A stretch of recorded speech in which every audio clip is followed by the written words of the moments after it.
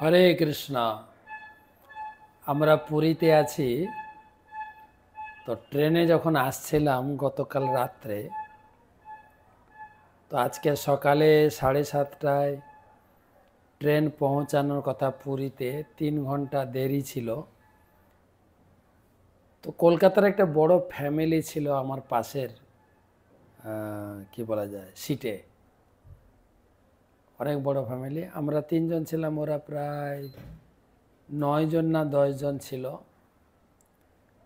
তোরা নিজেদের মধ্যে আলোচনা করছিল যে আজকে একাদশী। একজন বয়স্ক মহিলা তাদের মধ্যে, তাদের গ্রুপে, না না পুরীতে একাদশী করা যায় না। পুরীর লোকেরা, পুরীর পান্ডারা একাদশীকে বেঁধে রেখেছেন। পুরীতে একাদশী করা যায় না, সব খেতে পারবে। তা আমরা একাদশীতে পুরীতেই আছি, আজকে সকালে পৌঁছেছি। আপনি শুনলেন 7:30টায় পৌঁছার কথা, 10:30 পৌনে 11টার দিকে আমরা পৌঁছেছি। তো একাদশী করছি। গতকালকে রথ শেষ হয়েছে, জগন্নাথ এখনও রথে আছেন। আজকে সোনাবেশ, কালকে অধর্পণা, কালকে পহণ্ডি বিজয় হবে। সোনাবেশ দেখাতে পারবো কিনা জানি না, চেষ্টা করব। কিন্তু আমরা একাদশী পালন করছি পুরীতে। আমরা প্রায় 300 মতো লোক নিয়ে এসেছি এই উল্টো রথ এবং সোনাবেশ দেখানোর জন্য। সোনাবেশ স্পেশাল দর্শন। যদিও আমি এসেছি আজকে, কিন্তু আমাদের গ্রুপ এবং পরম পূজ্য ভক্তি পুরুষোত্তম মহারাজ গত 2 দিন আগে, রথের 2 দিন আগে 3 তারিখে এসে গেছেন। তো তিনি ঘুরে ঘুরে দেখাচ্ছেন, আমি আজকে জয়েন করেছি। কিন্তু মহাপ্রভু যখন পুরীতে ছিলেন, ভক্তদের নিয়ে একাদশী করতেন।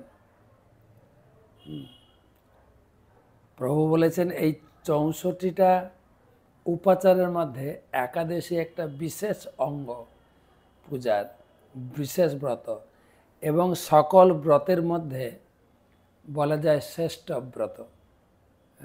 মাধব তিথি ভক্তি জননী যতনে পালন করি। যত্নের সহিত বৈষ্ণবরা পালন করেন পুরীতে থাকলেও।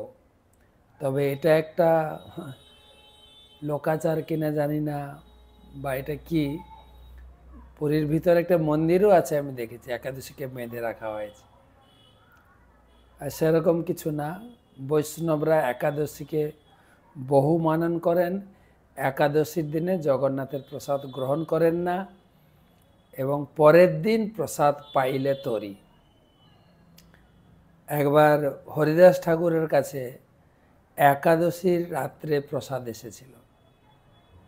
কি করবেন? হরিদাস ঠাকুর মহাপ্রসাদে গোবিন্দে নাম ব্রহ্মণে বৈষ্ণব, এই প্রসাদের গুণগান করতে করতে তিনি রাত কাটিয়েছেন। পরের দিন পারণে তিনি ওই জগন্নাথের অন্নপ্রসাদ গ্রহণ করেছেন। তাই এটা সত্য যে একাদশী ব্রত পুরীতে থাকলেও বৈষ্ণব ধর্মে যারা রয়েছেন তারা অবশ্যই একাদশী ব্রত পালন করেন, বা আমরা করি। এবং একাদশীর দিনে কোনো প্রকারের অন্নপ্রসাদ গ্রহণ করি না, বা অন্নপ্রসাদ গ্রহণ করা নিষেধ। এবং পরের দিন আমরা পারণের টাইমে জগন্নাথের নির্মাল্য প্রসাদ দিয়ে জগন্নাথকে সম্মান জানিয়ে ব্রতের সমস্ত ফল ভগবানের চরণে অর্পণ করে শুদ্ধ ভক্তি লাভের আশায় জগন্নাথের প্রসাদ দিয়ে আমরা পালন করব কালকে। তো এটাই বলার ছিল। দেখেন আমরা কি প্রসাদ পাচ্ছি একাদশীতে।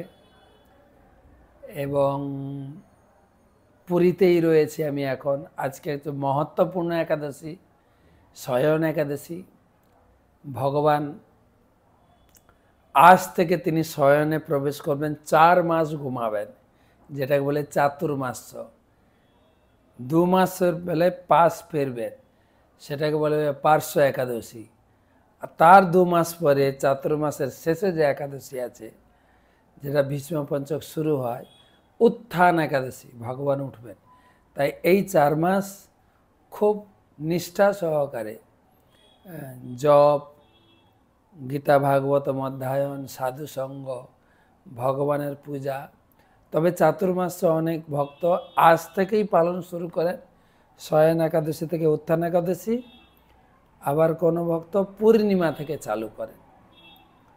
তো যেভাবে হোক, আমার মেন বার্তা দেওয়ার কথা ছিল শয়ন একাদশী, এবং পুরীতে বৈষ্ণবরাও একাদশী ব্রত পালন করেন এবং করা উচিত, অবশ্যই করবেন। পুরীতে এই জগন্নাথের নাম করে আমি সব সময় একাদশী করছি, পুরীতে একাদশী করব না, এরকম না। কিন্তু একাদশী অবশ্য পালনীয় যেখানে আপনি থাকুন, এমনকি পুরীতেও। আর জগন্নাথের প্রসাদের সম্মান দ্বাদশীতে পারণে।